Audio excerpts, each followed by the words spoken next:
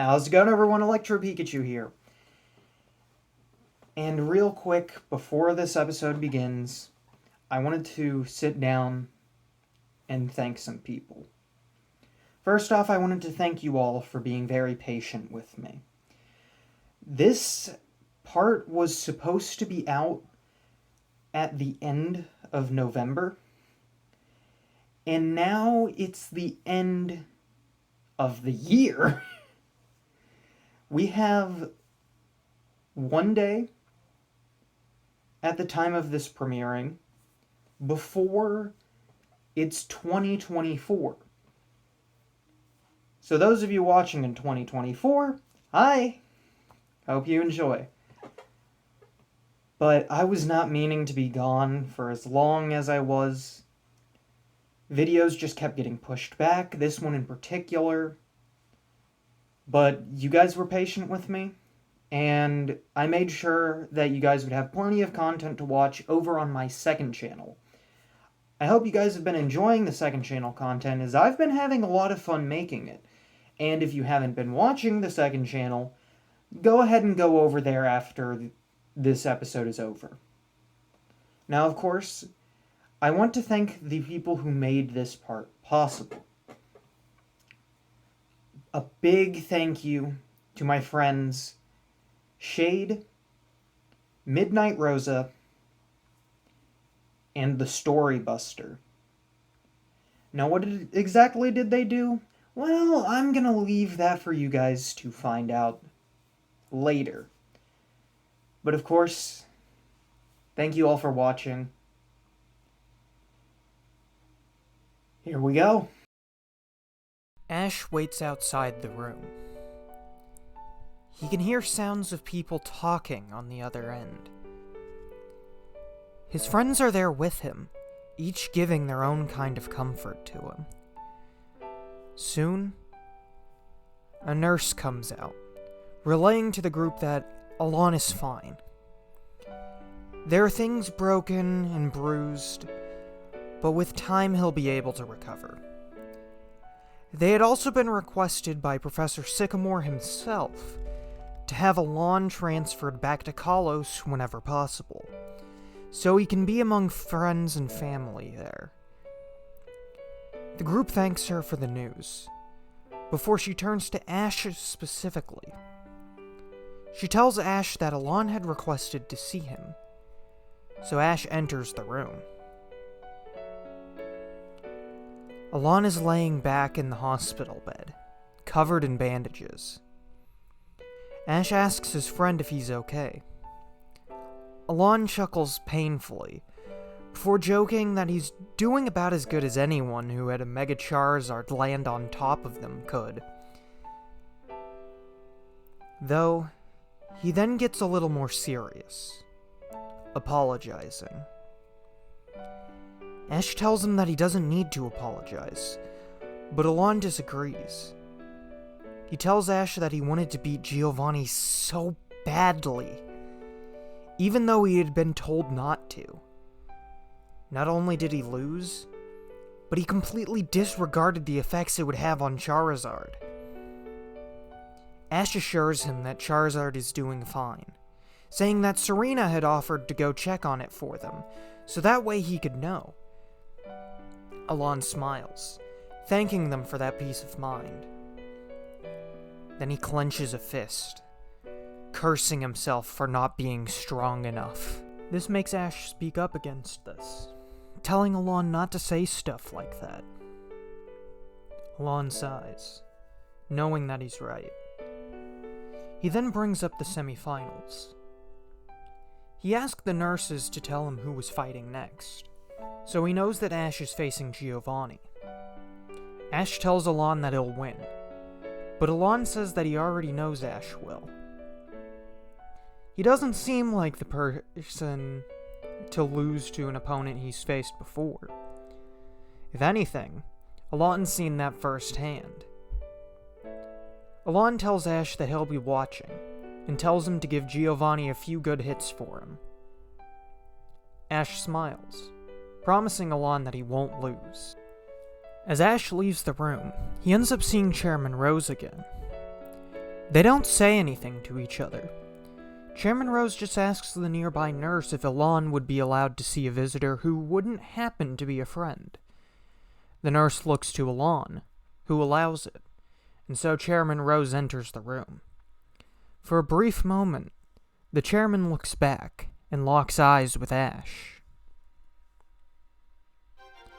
Ash and his friends leave the hospital, with Ash already working on a strategy for battle. Mewtwo is the one who will be difficult to defeat, and unfortunately after facing Cynthia, Infernape, Kleavor, and Lucario are too exhausted for him to ask them to train and be ready to face Giovanni. As much as he knows each of them would be willing to fight, Ash doesn't feel right asking them to. Goh also points out that even if Ash manages to take down Mewtwo, his Pokemon might be too tired to defeat the rest of Giovanni's team. It would honestly be simpler if Ash could manage to quickly take out Giovanni's other Pokemon, and then slowly work to defeat Mewtwo. Ash then has a thought. Cynthia had changed up her team slightly. Maybe she had been planning ahead in case that she might fight Giovanni in the future. So, he decides to go find her, ending up seeing her trying to decide what kind of ice cream she should get. Ash talks to her, and she explains her strategy. Komodo would set up stealth rocks, and then either Komodo or Arcanine would force Mewtwo out until it was weak enough to be defeated. Though, she was beginning to plan out a separate strategy with a different Pokemon she had in her reserves, seeing as she did reveal that strategy while battling Ash. Ash then makes a request, asking if she would be willing to teach him this strategy. Cynthia's a little surprised, asking if he's really sure he wants to utilize it in his battle with Giovanni. Ash nods, stating that while he has other strategies in mind, it's a strategy that would help handle the entirety of Giovanni's team.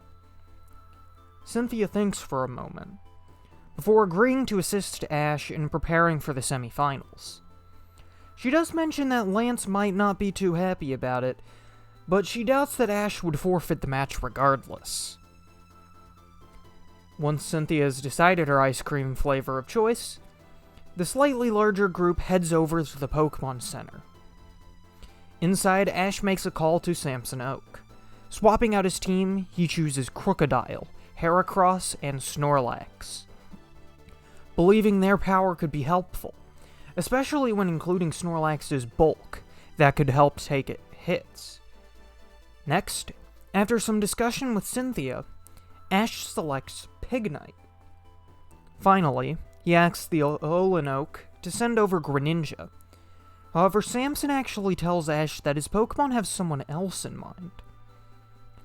Samson Oak then shows that Greninja and Sceptile are actually nearby. Ash asks if Sceptile is the one asking to battle, but the forest Pokemon shakes its head, before Sceptile and Greninja step aside. Samson Oak explains that Sceptile and Greninja had both been training with him, and they want to get payback against Giovanni. Ash asks this new Pokemon if they're sure, and with the bang of a stick, they give a determined nod. So that's Ash's final member. Goh does question this, asking why Ash only selected 5 Pokemon. Max tries to state that obviously Ash will be bringing Pikachu, since that's his strongest partner. But Ash says no. He asks Pikachu if he minds waiting a little while longer to battle, as there is an old friend he wants to call in for assistance. Pikachu agrees to allow this, so Ash makes one final call. After the call is made, the training begins. Pignite and Crocodile work with Cynthia as her Komodo and Arcanine help teach them the necessary moves. The use and mastery of both Roar and Stealth Rock doesn't take too long, with Cynthia and Ash both being the ones tutoring the two. Once the moves are learned, they switch training tactics. Training into the night, Crocodile and Heracross work on their attack power, sparring with Cynthia's Lucario. Meanwhile, Snorlax and Pignite work on their endurance, attempting to take constant hits from Garchomp and Togekiss. Soon, a motorcycle rolls up. An Officer Jenny calls out to Ash, getting his attention as a Squirtle in black sunglasses leaps from the sidecar, barreling towards Ash. Ash greets Squirtle warmly, introducing those who have met Squirtle to him. This was the last member Ash was waiting for. Now that Squirtle was here, he had a full team, ready to battle Giovanni. Officer Jenny is asked about the other glasses-wearing Squirtle, to which she introduces them as the Squirtle Squad, and says that due to being an officer, as well as thanks to the bravery of the Squirtle Squad, they would all be able to watch the battles for free. So, she and the rest of the squad would be here to cheer on Ash and Squirtle as they battle in the semi-finals. As Squirtle and Crocodile begin to get acquainted, Officer Jenny mentions that there was another person she ran into on the way here. If not for her sidecar being full, she would have offered him a ride, but he should be here soon. When asked who she means, a familiar voice calls out, asking who else it would be. The voice belongs to none other than Gary Oak, who walks up alongside his Umbreon. The group are all shocked to see Gary here, asking what he's doing. Gary chuckles, asking if they really expected him to miss out on all the action. This was the biggest competition in the world, and Ashy Boy was participating in it. He wasn't able to get tickets in time for the qualifying round, but he managed to snag some for the semifinals and finals. Not only that, but he figured Ash could use an extra hand. After all, he fought Mewtwo back when they were challenging the Indigo League. With that, Gary joins the group, as they each help Ash train for the semifinals. With the assistance of his Blastoise and Gardevoir, Ash's Pokemon are able to train even harder. The hardest worker being Pignite, seeing as he'll have to withstand at least one hit from Mewtwo. Eventually, Pignite decides to try and take multiple hits at once. Gary's Gardevoir, Cynthia's Togekiss, Iris's Goodra, and a few others all fire off attacks all at once. Pignite takes the attacks, struggling to endure the hits. Still, he manages to get through it, before trying to get everyone to attack again. While everyone doesn't really like this method of training, at the same time, they do understand Pignite's want to be able to endure heavier hits. So they keep going, and Pignite keeps taking hit after hit. Despite the damage, Pignite gets back up. At one point, it's suggested that they take a break, but Pignite argues against this, calling to go one more time. Ash tries to convince Pignite to stop, saying that he knows Pignite cares about his friends, but he shouldn't push himself too hard. Pignite understands, but still asks to go one last time. Ash can tell Pignite is serious, as if it feels like it's close to something. So Ash allows it, this time also adding in Pikachu to the mix. The attacks are all fired, and Pignite takes them head on. He struggles for a while, clearly exhausted by the previous damage taken. Still, Pignite pushes against the attacks, attempting to endure and fight back against the attacks. Suddenly, Pignite begins to glow, and soon, the Fire Pig evolves into a powerful Emboar. With his much larger and more powerful arms, Emboar breaks through the attacks, before a blazing energy surrounds the boar. Everyone is amazed by Emboar. The only question is, will this training be enough to turn the tides against Giovanni? They continue into the night, making sure there's plenty of time for everyone to rest up and be ready for the next day. The stadium is packed as usual, but Ash's friends and family are all able to get their seats. The first battle is Cynthia versus Leon, and the two are in a deadlock. Each of their first 4 Pokemon tie against each other, with Garchomp and Charizard going head to head in a powerful clash of Mega Evolution and Gigantamax. In the end, Charizard's G-Max Wildfire is able to get the edge, knocking out Mega Garchomp. The final Pokemon Cynthia sends out is a surprising one, a Spiritomb. The Spirit Pokemon is very tricky, and in the end, both Pokemon are taken out with a Trick Destiny Bond. However, Calyrex is still remaining that Leon is the winner. As the two champions meet in the center, Leon asks why she chose to use Spiritomb. If she had gone with Lucario, then she would have taken out Charizard and would have been a major threat for Calyrex. Cynthia smiles, telling him that yesterday helped her realize that she'd run her course in this tournament. She thought she needed to reclaim her lost title, but now it was best to move on. Besides, she knew that he wanted to fight a certain someone in the semifinals more than she did, so he earned this win. It's a bit of a bittersweet victory, but Leon says that Cynthia better make it up to him next time they fight. The two shake hands, and the deal is set in stone. The final match of the semifinals rolls around. Ash takes a deep breath. It was now or never, and he wasn't going to let Giovanni win this. As he steps out, he hears the door behind him. Turning, he sees his mom at the door. He asks her what she's doing here, to which she states that she knows Ash had prepared for this, and that he really thinks he needs to. But she wanted to try at least once to convince him to walk away. Let Leon handle Giovanni in the finals. He doesn't need to be the one to take on Mewtwo. Ash puts his head down slightly, telling his mom that he can't back down here. He's got friends that are counting on him, and he's worked hard to get to this point. He has to do this. For himself. For Thwacky. For Alon.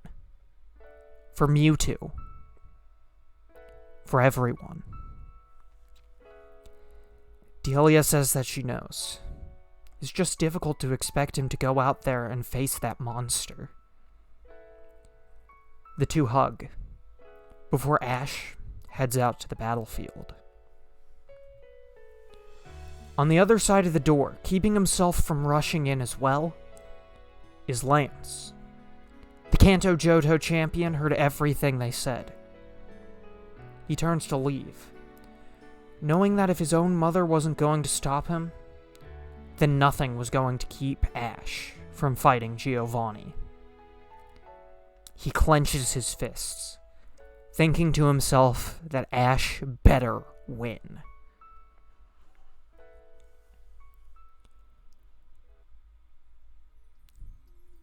Ash steps onto the field to see the roaring crowd. Giovanni is already there, as is the referee, waiting to make the call to begin. The referee asks Ash if he's ready, and the 10-year-old nods, before declaring that he's going to save Mewtwo. This leaves most of the audience confused, while causing Giovanni to grin slightly. The battle begins, with Ash's newly evolved Emboar taking the battlefield. Giovanni sends out Mewtwo as expected, and the Psychic-type Pokemon immediately goes for Drain Punch. Before Mewtwo can land the attack, Emboar uses Roar, managing to send Mewtwo back into its Pokeball. Persian replaces Mewtwo. Giovanni seems a little taken aback, but doesn't lose his composure. Rather, he has Persian strike, using Fake Out, and causing Emboar to flinch, before striking with a U-turn. U-turn allows Giovanni to switch again, and he chooses to bring out Nidoking. Immediately, Ash chooses to switch out as well, bringing in Crocodile. As Nidoking spews out the flames of a flamethrower attack, Crocodile sets up Stealth Rock, taking the hit and shrugging it off as if it were nothing. Upon Ash's command, Crocodile digs underground. Trying to predict when Crocodile will surface, Giovanni calls for an earth power. The ground breaks open, and sure enough, Crocodile comes out within the attack. However, it doesn't seem as though Nidoking damaged Crocodile at all. Rather, Crocodile uses the momentum of the earth power as leverage to swoop in and strike with a Dragon Claw. Nidoking falters slightly, before opening its mouth to spew out Sludge Bomb at Crocodile. The rotund toxins hit Crocodile critically, causing the croc to double over. Giovanni is about to call for another attack, but abruptly an aura flares around Crocodile. Crocodile's eyes meet Nidoking's, and through the glasses, an angry red glow can be seen. Ash gets excited, before calling for a power trip. In the blink of an eye, Crocodile strikes Nidoking with a dark blow to the gut.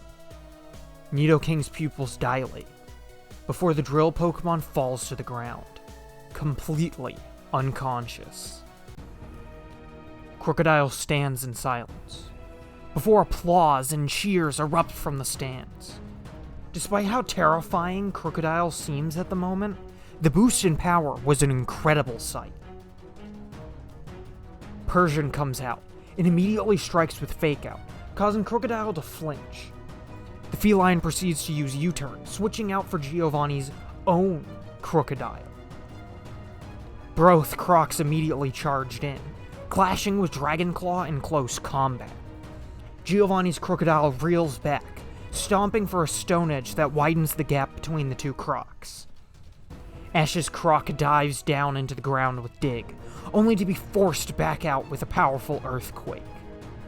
Ash's Crocodile doesn't give in though, rushing in for another power trip, which ends up putting down Giovanni's Crocodile for good. Giovanni doesn't seem to care though, instead choosing to bring out Persian again. The cat is able to get off Fake Out to flinch Crocodile. It then follows up with Double Edge, striking a powerful hit against the Croc, before finishing things off with a final U-turn. It's a terrible hit to Ash's strategy, as he was hoping for Crocodile to be able to last longer. Still, he thanks Crocodile for the hard work. Emboar and Mewtwo take the field once again, and the first round repeats. As Mewtwo attempts to attack, Emboar is able to hang in and roar Mewtwo out, bringing Gliscor out on Giovanni's side. Ash allows Emboar to continue fighting for now, calling for Heat Crash. As Emboar begins the assault, Giovanni smiles, calling for Defog. As Emboar strikes, both trainer and Pokemon watch as their plan for the long game is taken away. One by one, all the Stealth Rocks vanish, having only been able to do a little damage to Mewtwo overall. Emboar and Gliscor fight, with Gliscor making it very difficult for the Fire Boar to strike it. The Earthquakes from the Fly Scorpion take a toll on Emboar as well, so Ash is forced to switch over to Snorlax. Gliscor flies in to get close to Snorlax, only for the Scorpion to be sent flying back with a powerful Ice Punch. This seems to catch Giovanni off guard, having not expected the lazy bear to strike with such force. He has Gliscor continue, surveying the power of Snorlax. The sleeping Pokemon proves itself to not only excel in bulk, but in brawn, as Snorlax takes multiple hits, building up the move Curse to boost its own physical prowess, before dishing out a heavy hit. However, just before Snorlax can strike with a Body Slam, Gliscor is able to land a U-turn, pivoting and allowing Giovanni to bring back Mewtwo. The return of Mewtwo requires Ash to think about his next move carefully. Should he switch out to Snorlax in order to get Emboar back on the field? Or should Snorlax stay out and try and handle Mewtwo himself? Snorlax was a very defensive Pokemon, but the amount of power behind Mewtwo was far too great. Snorlax looks back at Ash, and the 10-year-old can tell what the sleeping Pokemon wants. He smiles, getting back into the fight, and allowing Snorlax to continue. Mewtwo goes for Drain Punch, but when the blow is landed, Snorlax is able to hang in there. He even uses Rest to get back to full health immediately. As the sleeping Pokemon lies there, Mewtwo goes for blow after blow, but Snorlax is able to take the super effective hits well regardless. Once he wakes up, he then blows Mewtwo back with an Ice Punch, before following up with a Body Slam. Right before the attack lands, Mewtwo uses its psychic powers to stop Snorlax in midair. Mewtwo fires off an Ice Beam that freezes Snorlax, before slamming the large Pokemon into the ground. Snorlax starts to get back up, but Mewtwo finishes things too quickly, taking Snorlax out of the fight with a heavy-hitting Psy Strike. Emboar comes back out, the boar Pokemon looking furious, with the knowledge that another friend had fallen. Emboar clearly wants to get payback, but Ash warns Emboar not to lose his cool. He knows Emboar is angry, but they can't fight Mewtwo just yet. Emboar looks back and gives his trainer an understanding nod, before forcing Mewtwo off the battlefield with a roar. Gliscor takes Mewtwo's place, and this is where Ash allows Emboar to take his anger. Emboar unleashes a powerful Fire Pledge. The ring of fiery pillars surrounds Gliscor, keeping it from escaping. Gliscor is enveloped in flames, and once that attack dies down, Gliscor is met with Emboar charging to strike with a Heat Crash. Gliscor takes a heavy blow, but manages to recover, gliding away in order to get some distance between them. Gliscor then goes for Earthquake, causing Emboar to almost lose his balance. The fiery boar regains his composure, just as Gliscor is about to come flying in with U-turn. Emboar stares Gliscor down, and just before the attack can land, Emboar sidesteps it. Gliscor looks back in surprise, only to witness Emboar grabbing his tail and using a powerful superpower attack. Emboar flings Gliscor to the ground, before following up with a final Heat Crash. Gliscor is taken out of the fight by the strong attack, which allows Emboar to calm down a bit. The boar wants to keep fighting for his friends, but when Persian comes back out onto the field, Ash has to question whether that's the best idea. Persian quickly strikes with Fake Out, before following up with a knockoff. Emboar takes the blows before countering with another superpower. The attack knocks back Persian, but despite being super effective, the blow clearly does less than when first used against Gliscor. Then, when Persian follows up with a double edge, Emboar is brought down onto a knee. Emboar does one final Fire Pledge, before allowing Ash to switch him out. Ash brings out Squirtle, much to the confusion of many in the stands. However, they do know that if Squirtle's anything like Bulbasaur, then the evolutionary stage won't reflect the power of the Pokemon. Giovanni doesn't think much of Squirtle, however, and decides to let Persian handle things. Persian goes in for a knockoff, only for Squirtle to avoid with Rapid Spin. Squirtle then breaks out Shell Smash, drastically boosting his power, which he then utilizes with Ice Beam. Persian is sent flying back, but the cat lands on its feet, before pouncing with another knockoff. Squirtle's increased speed allows the turtle to dodge, before spinning and using Hydro Pump. Squirtle keeps going. The increased speed and attack stats just keep messing up Persian until the cat is finally taken down. Giovanni decides to stop messing around, bringing Mewtwo onto the field immediately. Ash has Squirtle use Hydro Pump, but before the blow can land, Mewtwo teleports out of the way before striking with a powerful Drain Punch. Squirtle stops spinning immediately and is sent straight to the ground. Mewtwo goes for Ice Beam, but Squirtle counters with another spinning Hydro Pump. This manages to cancel out, but Mewtwo shatters the ice before sending it at Squirtle as an attack. Squirtle is sent flying back, but Ash comes up with something quick. He has Squirtle flip onto his side before using Hydro Pump. The spinning jets of water launch Squirtle up into the air. Squirtle then comes out of his shell, striking with a powerful Ice Beam.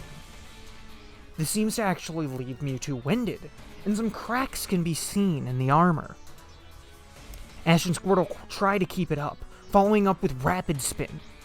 The constant spinning keeps boosting Squirtle's speed, allowing him to keep up with Mewtwo's teleporting. For a while, the two seem to stalemate, as they keep avoiding each other's attacks. In the end, Mewtwo uses Psy Strike, which lands against Squirtle, doing massive damage. Ash decides it would be best to switch, and so he brings out Heracross, who blocks a powerful Drain Punch before striking with Mega Horn. Mewtwo doubles back, and so Heracross keeps up the pressure by attacking with back-to-back knockoffs. Mewtwo uses Ice Beam, which puts distance between them, but when Mewtwo goes for Psy Strike, Heracross shields himself within Stone Edge. Mewtwo is about to attack again, but Giovanni stops the legendary before calling him back.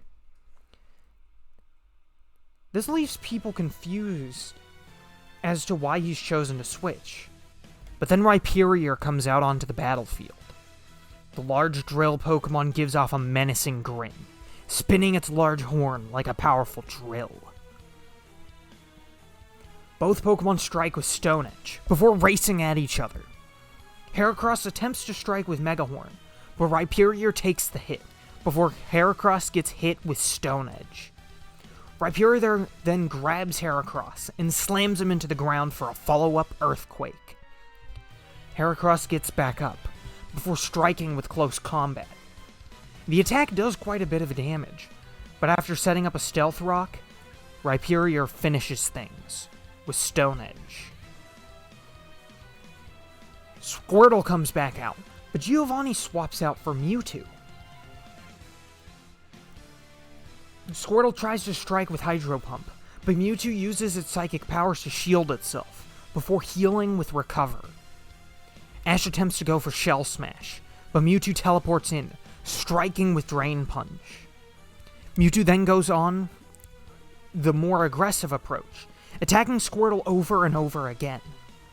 Squirtle manages to break free, striking with Rapid Spin, but as Squirtle is about to come back around, Mewtwo finishes things, freezing Squirtle completely within its shell. Emboar comes out, and the Mega Fire Pig is furious.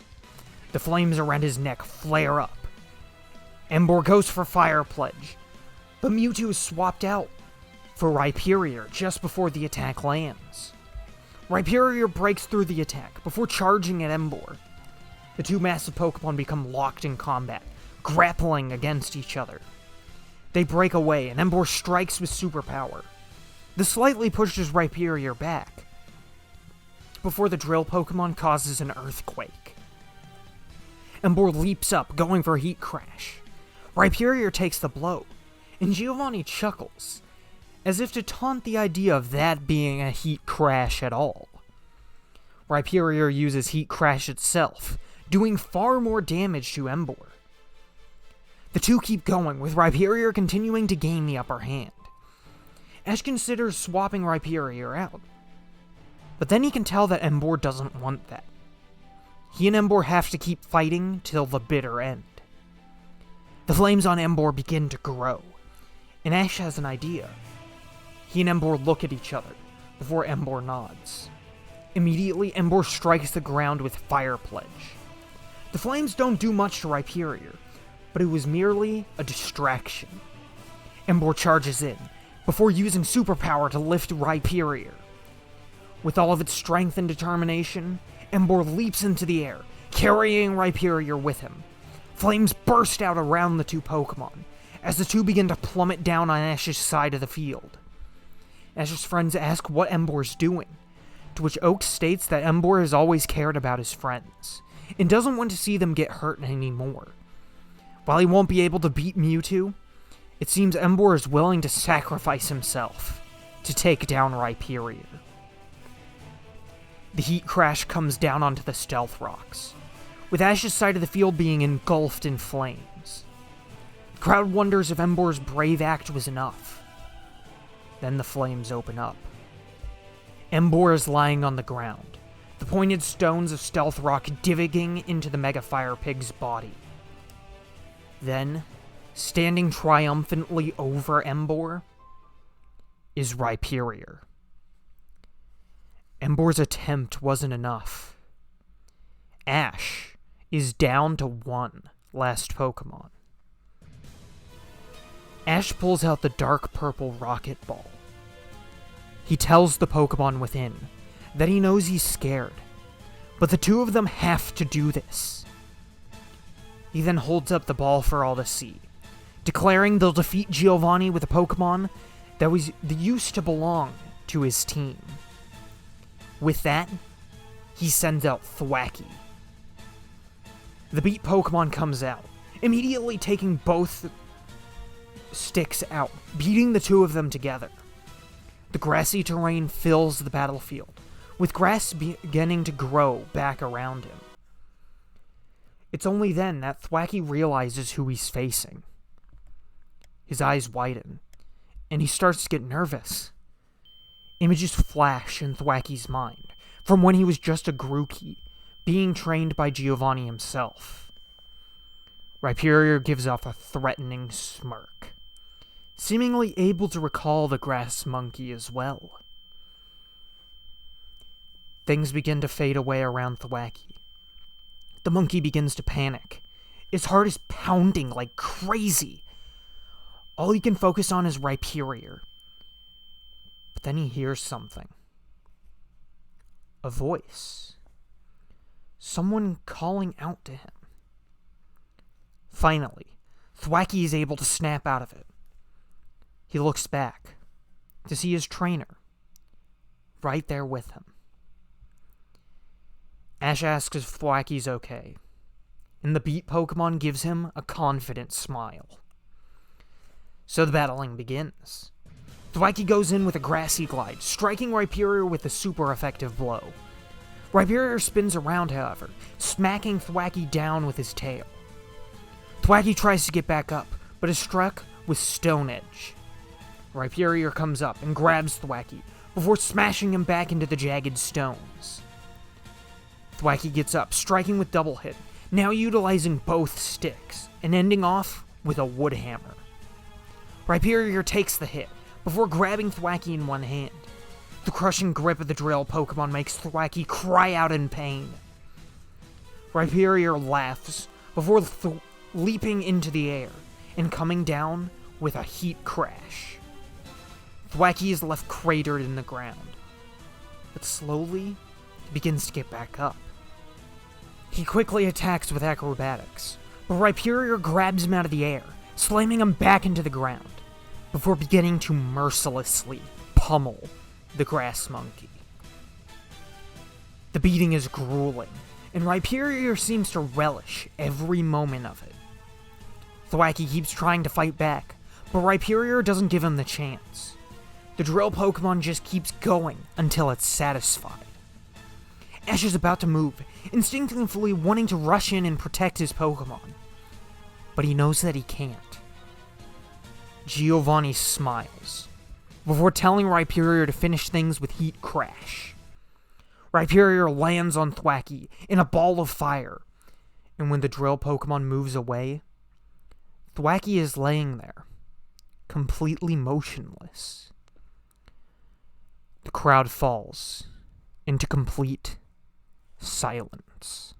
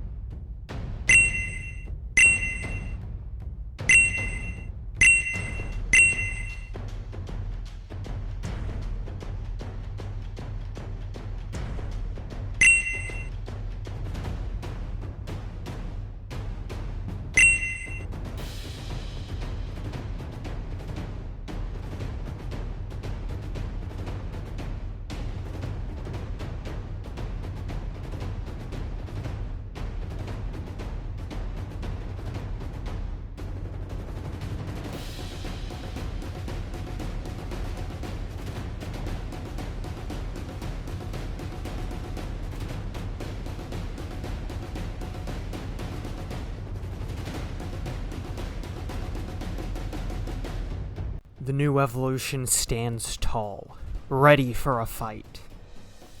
Ash congratulates Thwacky. No. Rillaboom. While Giovanni begins to lose his composure. He calls for Rhyperior to attack. Rhyperior looks back, giving his master a nod, before taking a step towards Rillaboom.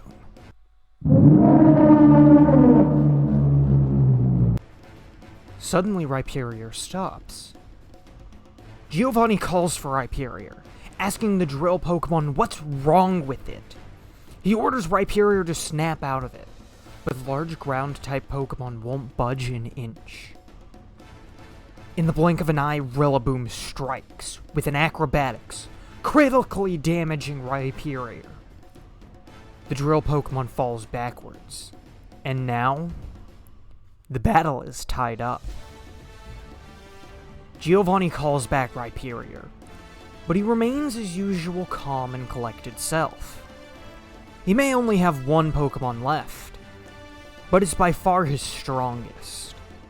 So, out comes Mewtwo, whom Giovanni immediately Mega Evolves, having the clone become the same form that he took when facing Alon. Giovanni orders for Ice Beam, but as the attack is fired, Rillaboom pulls a drum from his back. Taking his two sticks, which now truly resemble drumsticks, he begins to play the drum. Suddenly, large roots shoot from the ground, wrapping a barrier around Rillaboom, just barely before the Ice Beam lands. The roots are frozen over, but shatter as Rillaboom comes flying out with an extremely fast grassy glide. Rillaboom knocks Mewtwo into the air, before switching to acrobatics, pursuing the legend into the sky. Mewtwo stretches an arm for Drain Punch, but Rillaboom is just barely able to avoid the attack. Rillaboom goes in for a blow, only for Mega Mewtwo to counter with a second Drain Punch, before proceeding to launch Rillaboom back with a powerful Ice Beam. Rillaboom gets back up, only to see Mewtwo preparing a massive Psystrike attack. The drum Pokemon quickly grabs his drum and begins beating it again. The rhythm causes more roots to grow, which collide with the Psystrike in the air. The drum beating move begins to lose out, so Rillaboom acts fast, racing up the roots with a grassy glide. He leaps over the Psystrike just before he can land a blow. Mewtwo teleports out of the way, reappearing behind Rillaboom in order to strike with Ice Beam.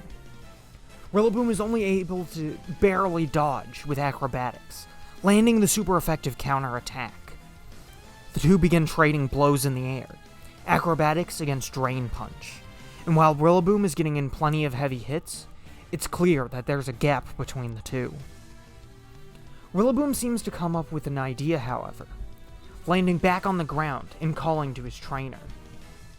It doesn't even take Ash a second to figure out what Rillaboom is planning. Taking back out the Rocket Ball, he calls back Rillaboom. Then, it's time to get huge, as Ash proceeds to Gigantamax, the drumming Pokemon. Gigantamax Rillaboom towers over Mega Mewtwo. Giovanni's composure begins to break with this, as he commands Mega Mewtwo to attack. Mewtwo goes for an Ice Beam, only for Max Airstream to send the attack right back at Mewtwo.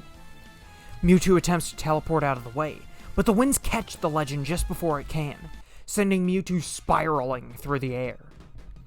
Mewtwo attempts to get back into the fight, but he stops moving, as sparks begin to fly from the armor. Both Ash and Giovanni notice this, realizing they were going to need to end things here and now. Giovanni commands that Mewtwo use Psystrike, while Ash tells Rillaboom to use G-Max Drum Solo.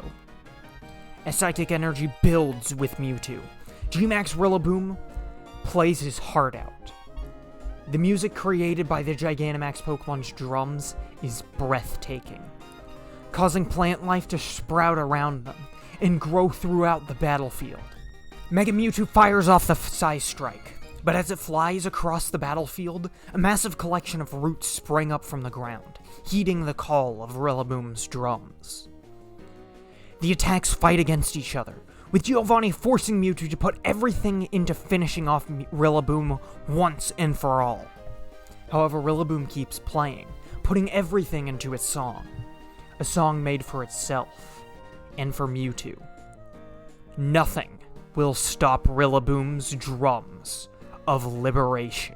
The armor sparks and begins to fail. Ash yells out that now is Rillaboom's chance.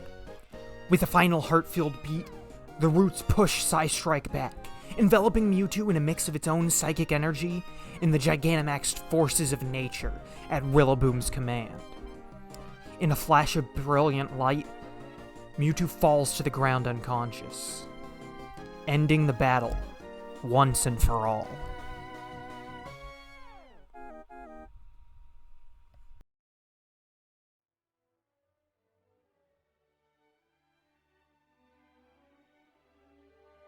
It's over, Giovanni. Let Mewtwo go. It doesn't matter. What? Did you really think I didn't plan for this? What did you...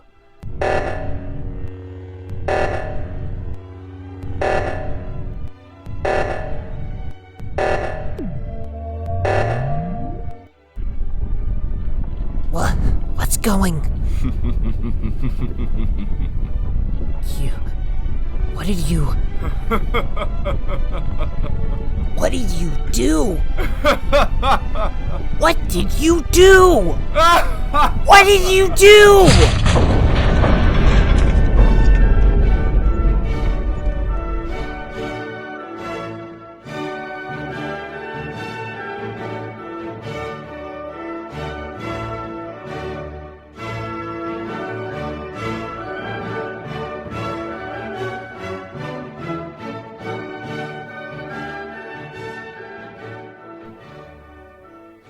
Long live the Galar region.